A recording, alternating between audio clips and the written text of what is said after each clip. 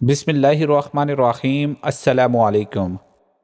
حضرت سیدنا ابو بکر بن فضل رحمۃ اللہ علیہ فرماتے ہیں کہ میں نے جب اصرار کر کے ایک رومی دوست سے اسلام لانے کا سبب پوچھا تو اس نے بیان کیا کہ ہمارے ملک پر مسلمانوں کا لشکر حملہ آور ہوا، جنگ ہوئی، کچھ لوگ ہمارے قتل ہوئے اور کچھ ان کے۔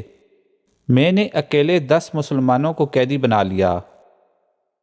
ملکہ روم میں میرا بہت بڑا گھر تھا، میں نے ان سب کو اپنے خادمین کے سپرد کر دیا۔ انہوں نے انہیں بیڑیوں میں جکڑ کر خچروں پر سامان لادنے کے لیے کام پر لگا دیا۔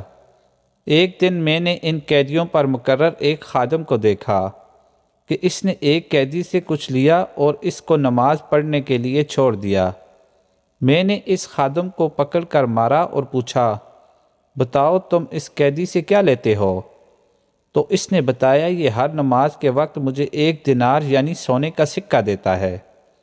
میں نے پوچھا، کیا اس کے پاس دینار ہیں؟ تو اس نے بتایا، نہیں، مگر جب یہ نماز سے فارغ ہوتا ہے تو اپنا ہاتھ زمین پر مارتا ہے اور اس سے 1 دینار نکال کر مجھے دے دیتا ہے۔ خادم کا بیان سن کر مجھے شوق ہوا کہ میں اس کی حقیقت جانوں، لہٰذا جب دوسرا دن ہوا تو میں اس خادم کا یونیفارم پہن کر اس کی جگہ کھڑا ہو گیا۔ جب ظہر کا وقت ہوا تو اس نے مجھے اشارہ کیا کہ مجھے نماز پڑھنے دے تو میں تجھے 1 دینار دوں گا۔ میں نے کہا، میں 2 دینار سے کم نہیں لوں گا۔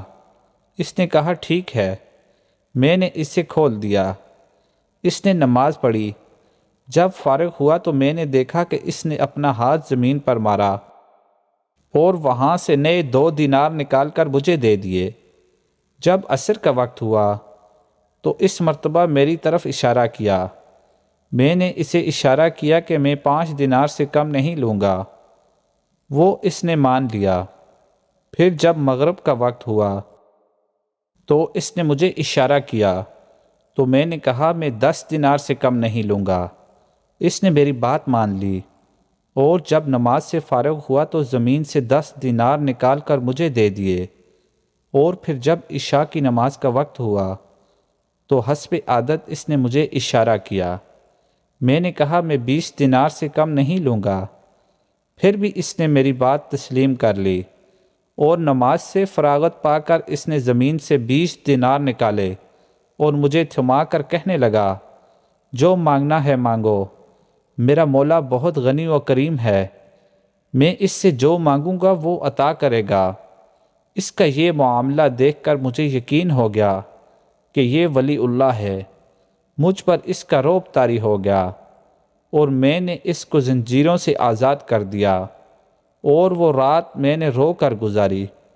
جب صبح ہوئی تو میں نے اسے بلا کر اس کی تعظیم و تکریم کی، اسے اپنا پسندیدہ لباس پہنایا اور اختیار دیا کہ اگر وہ چاہے تو ہمارے شہر میں عزت والے مکان یا محل میں رہے اور چاہے تو اپنے شہر چلا جائے۔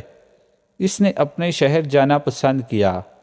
میں نے ایک خچر منگوایا اور راستے کے اخراجات دے کر اسے خچر پر سوار کیا۔ اس نے مجھے دعا دی کہ اللہ پاک اپنے پسندیدہ دین پر تیرا خاتمہ فرمائے۔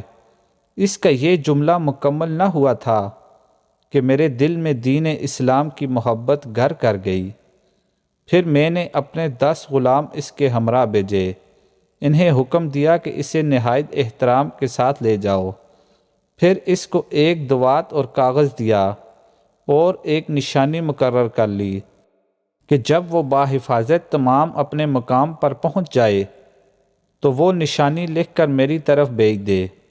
ہمارے اور اس کے شہر کے درمیان 5 دن کا فاصلہ تھا۔ جب 6واں دن آیا تو میرے خادم میرے پاس آئے۔ ان کے پاس رکا بھی تھا جس میں اس کا خط اور وہ علامت موجود تھی۔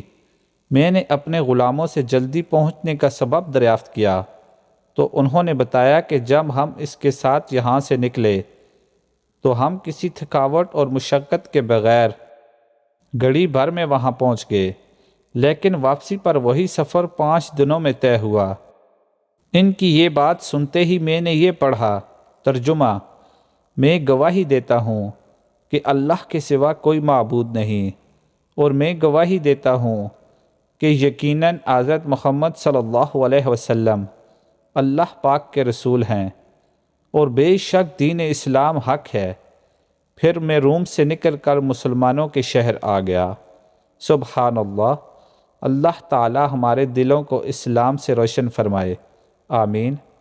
مزید اسلامک قصے دیکھنے کے لیے چینل کو سبسکرائب کیجیے۔ شکریہ۔